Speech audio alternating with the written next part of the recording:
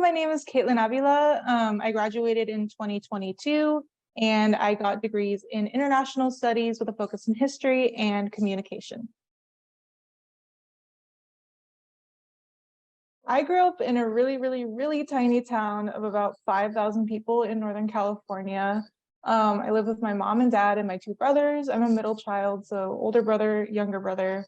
I would say that the school that I went to was probably underfunded, which is not like a controversial or strange thing to say, especially I think for small town schools.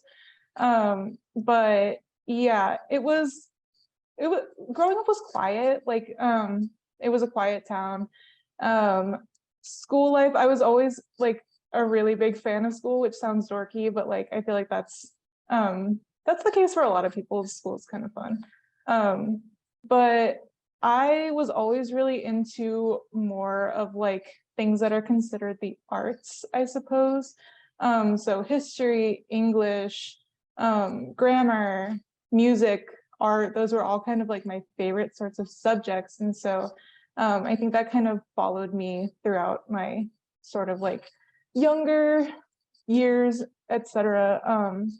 So yeah, I mean, and growing up, I guess, like my parents were always really supportive of me, but they weren't really able to help all that much with school stuff because my dad didn't go to high school at all, and my mom, she got her GED, didn't go to college. Neither of them were like super into school growing up, so neither of them were able to like help me with homework or anything like that. And I was a first-gen student, so you know, there was a lot of things that like they couldn't help with, but support was something that like they always gave me and my brothers. We always knew we were going to go to college, that sort of thing. Yeah, so in high school, my education was more, I guess it's hard to say it was well-rounded in a way. Of course, we hit all of the like required things. So like, you know, certain number of years of science, certain number of years of Spanish, or, you know, language, but the only language we had was Spanish. And, you know, that sort of thing. But I think where I really thrived was like, for me, it was my music class, my band class. So I played the flute, and it was like, I played the flute since 6th grade, and just to show kind of like the underfunding of the school a little better, I had the same band teacher from 6th grade all the way through high school. So yeah, she was dealing with literally 6th graders, 7th, 8th, and high school throughout her day. And so that was great because, like, you know, she became sort of like a pillar of support for a lot of us, and she was always like encouraging us about college as well. She's a fantastic band teacher. She's actually still teaching at the school, so love that for my little brother who's taking her now as well. So yeah, high school, I tried really hard with like math and science, and I remember there were times where like I was trying to do my math homework, and sometimes I would just start crying because it was so hard. Because I guess science and math have never really been my thing. I've always gotten like good grades, but it's always been like a really hard effort and a really like strenuous process. And so it occurred to me as I was in high school, like, oh, this isn't something I enjoy. And so I took AP classes, but I did not take any AP science or math classes. Not that my school offered very many, but like the two that they did have, I did not take.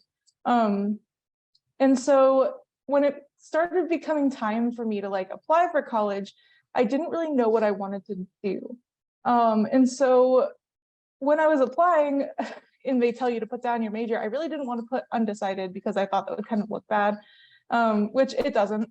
They don't care if you put undecided, I don't think. But my mom was like, well, you really enjoy English, why don't you put down English? So I applied to multiple UCs, and all of them I applied under some form of English literature for UCSD in particular. And so that's what I ended up originally going to school for. I decided to go to UC San Diego. This is going to sound a little bad because I didn't get into my top 2 schools. which were UC Berkeley and UCLA. And I think that's the kind of the case for quite a few people at UCSD, which is not saying anything bad about UCSD. It's just like, that's kind of the way things happen sometimes. It's interesting because the day after all of these decisions, like in the time that after all the UC decisions had come out, I remember me and like some of my classmates were all talking, and one of them, he was like, yeah, I got into UC Berkeley, but I was denied at UC San Diego. And I was just like, well, that feels kind of strange. But I think that was like my first little inkling of, oh, this is not actually like a failure or a bad thing. UCSD is like a good school. I applied to it for a reason. But I ended up choosing it over UC Santa Cruz, partially because my older brother, he at the time was also a student at UC San Diego, and he had told me a lot of nice things about, how much he enjoyed it, how nice the campus was, how much he was enjoying his classes. And so I figured, why not give myself that sort of like, I guess crutch is kind of what it was at the time, of having my brother there, because I was moving 600 miles away, which is a hard thing for anyone to do. So having my older brother was kind of like a big selling point for me. And so beyond, the academics, of course, UCSD is like a top school, and it's just, it's a very well-known school for what it does. And so beyond that, though, having my older brother was like a big plus. My first year of college was a huge adjustment. And it was something that I've heard a lot of other students talking about, especially first-gen students, where they're kind of like, I don't know if I belong here. It's, imposter syndrome is something that comes up a lot, especially among first-gen students and Latino students in particular. And so I was, surrounded by all these people who were just so smart and so incredible. And I was out here getting like my first C's in classes ever in my life. And I was like, oh, maybe I'm kind of dumb. Maybe like I kind of like high school was easy, but this is hard. Maybe this isn't for me. At no point did I really consider quitting, but like it was really kind of like being knocked back and taken aback by like this concept of, oh, I'm not one of the smartest kids in school anymore, which was humbling and I think very, very important for me to learn and to understand that like you don't have to be the smartest person in the room, which I know is a big blow to the ego, and it was for me, and I'm sure it is for many other students.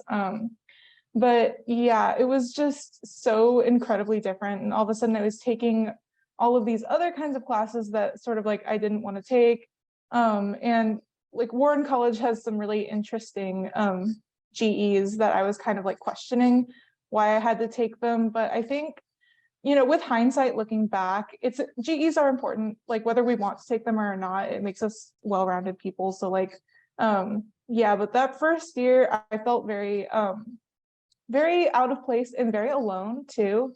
Because, when you go into college, all of a sudden you have to make new friends again, and that might be something that you haven't done since you were like a child. So like, the first year was just very, I felt very isolated. Pretty much the only person I talked to outside of classes was my brother. And he was busy with his own life and his own friends and stuff. So like that wasn't super often. So it occurred to me kind of like part of the way through the year that I needed to do something. And that's how I kind of ended up pushing myself off the edge. And I applied to work at the LGBT Resource Center for their internship program. And so like that following quarter, I think it was spring quarter of 2019, I guess.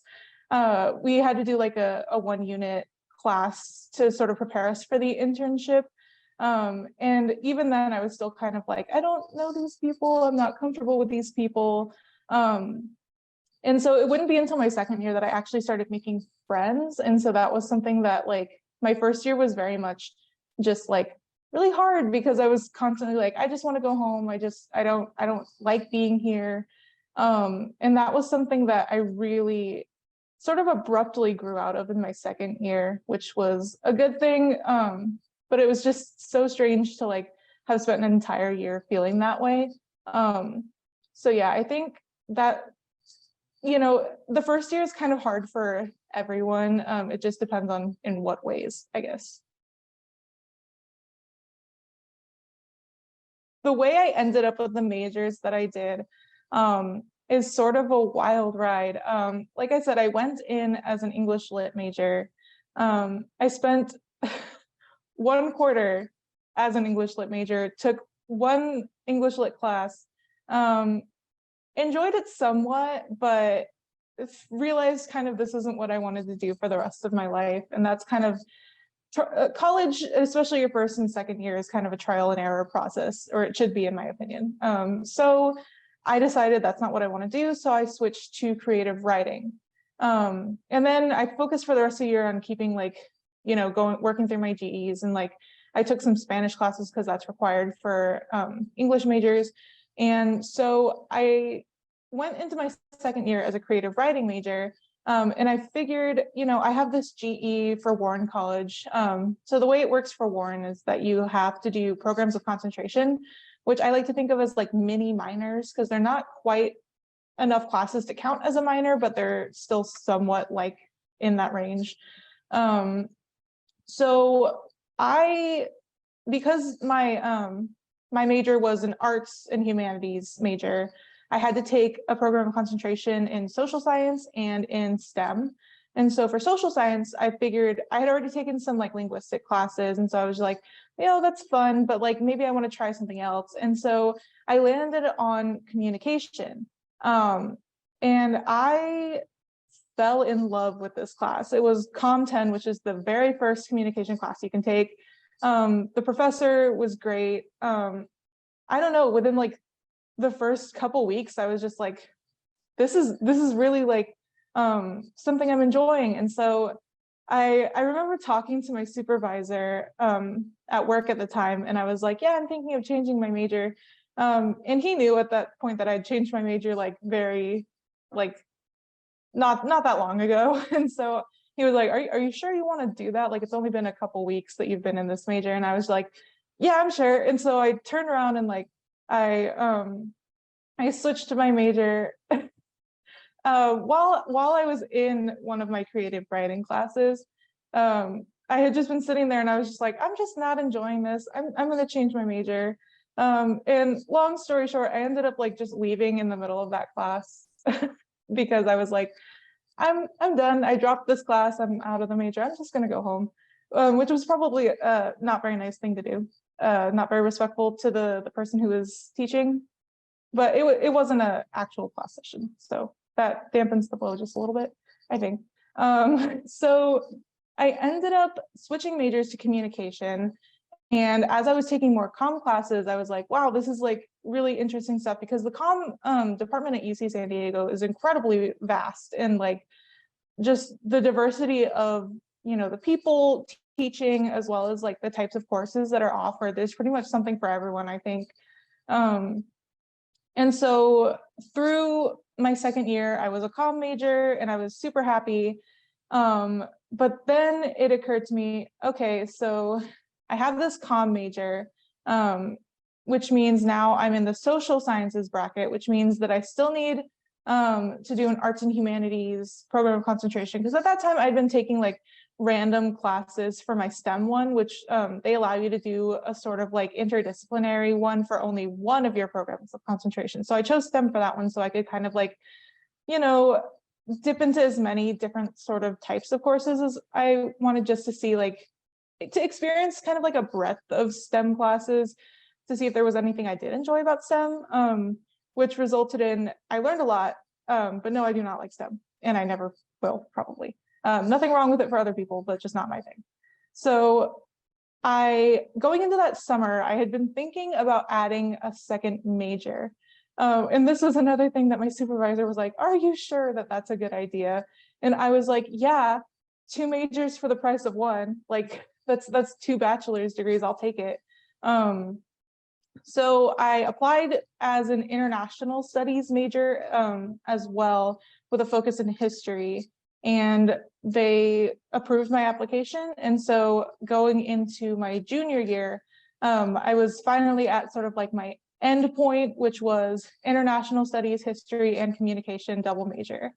Yeah, and like I tried out a couple of minors throughout like junior and senior year, but like they didn't end up sticking just because like I didn't want to push myself that hard, and I felt like I was pushing myself super hard trying to do these minors. And so it occurred to me like I don't have to do that, and especially after like one of my professors who became a mentor, she was like, you don't need that in order to do what you want to do. And so I was like, okay, you're probably right. I can probably sort of like calm down a little.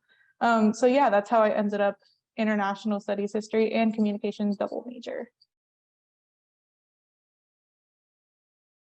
So I decided that I wanted to go to grad school pretty late in the game. So it was the end of my junior year. I had spent pretty much the rest of my college career, anytime somebody asked me if I wanted to go to grad school, being like, who has that kind of money? Like, why would I go to grad school?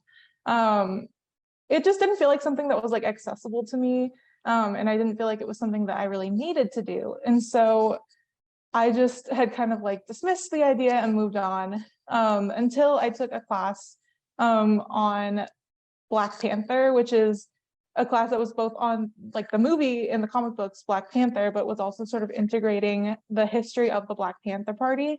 And it was just an incredible class with an incredible professor, Zainabu Davis, who she ended up becoming like a mentor to me. And I went to her like, you know, with all of my concerns about grad school. That's getting ahead of myself a little bit though. So I took this class, and in this class, she was having us do these creative assignments instead of like, you know, term papers and like tests and all that sort of stuff. And so I found during one of the assignments, she asked us to either write like a little paper, or we could do it in screenplay format. And so I wrote, you know, this assignment in screenplay format because I thought that would be easier than writing a paper, which it was and it wasn't. It was because like I had so much fun writing it. It wasn't because formatting is kind of formatting is a nightmare when you're using a Google Doc, but like that's beside the point. So I really enjoyed writing this little screenplay, and she when she graded it, and I didn't know this at the time because she had graded our assignments, but she accidentally didn't release them to us. And so she didn't end up releasing like the assignments back to us until like really close to the end of the quarter. And so we had like, you know, a big paper due at the end. And so she had actually written in like the comments of this one assignment from like the beginning of the quarter, if you wanted to do your final paper in screenplay format, that would be, you can do that if you would like, because this was a great read. And I was super excited. I had already gotten a couple pages into my final paper, but I emailed her and I said, if you're serious, I would love to do my final as a screenplay. And she was like, if you think you have time for it, yeah, of course. And I said, okay, how many pages do you want me to do? Like, I can do this, I can do that. And she was just like, do whatever feels right. And I ended up with like a 15-page, I think, paper. That was just like a mini screenplay on the topic that she had given us. It was just like an expanded version of like that first assignment. And as I was doing it, I was like, wow, like this is really fun. I'm really enjoying this. And it kind of like put into place a bunch of different things that I had been thinking about before. You know, I was always having these conversations with people where I was like ragging on like TV shows and movies. And like in my mind, what I was saying was like, I could do better, which was arrogant and probably not true at the time, especially. But, you know, I took that class and I really enjoyed it. And it started like sort of like sinking in for me that maybe that's something I could do. I'd already been taking classes on like film theory and stuff like that, and I'd been really enjoying them. And so I started thinking, you know, maybe this is something I could do. And so going into my final quarter of junior year, I was like, okay, I need to have like a game plan. I need to figure out what I need to do. And so I started putting together a portfolio. And so essentially for grad school, like especially for art, you kind of have to have, you know, examples of your work. And so at that point, like all of the stories I had come up with were still, you know, like in my head. And so I was like, I need to start translating this into paper, or electronic paper, I suppose. And so I started writing, and I found that like it was something I enjoyed. And like once I was able to like use those tools of like knowing how to use screenplay format and, you know, knowing story structure and like how to read a film, especially like that class really helped me with like constructing actual, like if I'm making a short film, how do I construct that, the plot, you know? And so going into summer after my junior year, I was like, okay, I need to start writing stat. And so I did. And I started looking at different colleges I could apply to. And then during that, like the first quarter of my senior year, I started talking to Professor Davis more. I took another one of her classes. This one was on Black women filmmakers, and that was a fantastic class. And so I was talking to her more, and she was telling me, I remember the very first day I went to her, it was the first time I'd ever gone to office hours in my life, and which was a mistake because it was such, there's really nothing like having that one-on-one connection with a professor. I think is extremely helpful, and especially if like that professor is somebody that is in the field that you want to go into, because Professor Davis is a filmmaker, first and foremost. And so I was talking to her and I said, I just feel like I'm starting too late, because it was my senior year of college and like I have practically nothing. I'm starting with nothing. And she looked at me and she said, there is no such thing as too late.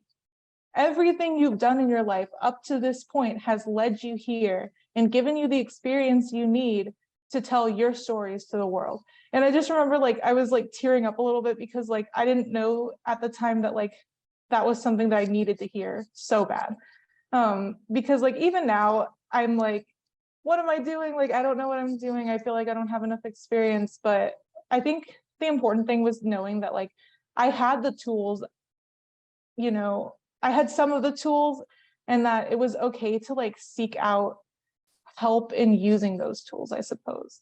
And so it was just like an incredible experience for somebody to tell me like, you know, you're not too late. There's no such thing as too late. You know, there's no point in your life when you can stop learning. And so like we kept meeting throughout the quarter. And I had been thinking of applying to all these like, you know, really big name film schools. And then I don't know, it just hit me like, I can't get into those, and that's kind of okay. Like, I don't think they would be very helpful for me in this time in my life. So I ended up applying to a couple different CSUs. And I was kind of just like putting all of my eggs in exactly 3 baskets.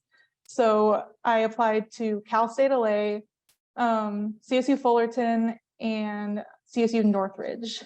And so I wrote like a 32-page short film screenplay over the course of like that first quarter through to like when applications were due in March. I had a couple of short stories that I'd written that I sent in as supplemental materials.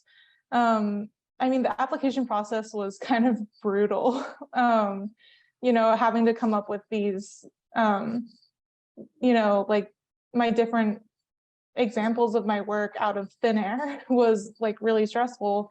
But it was kind of nice to challenge myself. And then when I ended up getting into Cal State LA and Fullerton and waitlisted for Northridge, it kind of felt like it paid off, you know.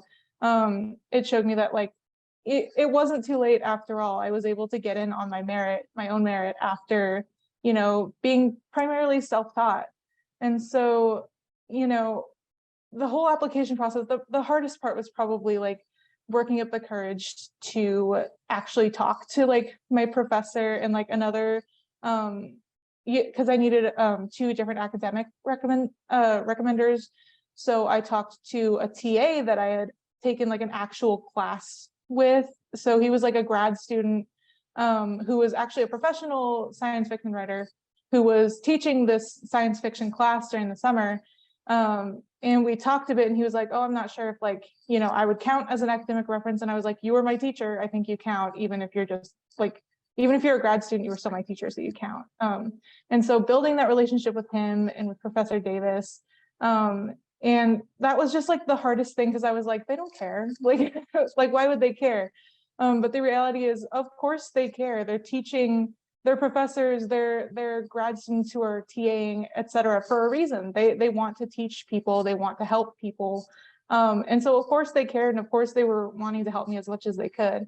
So I think like the moral of that story is like, take advantage of all resources available to you, including people. People are resources too.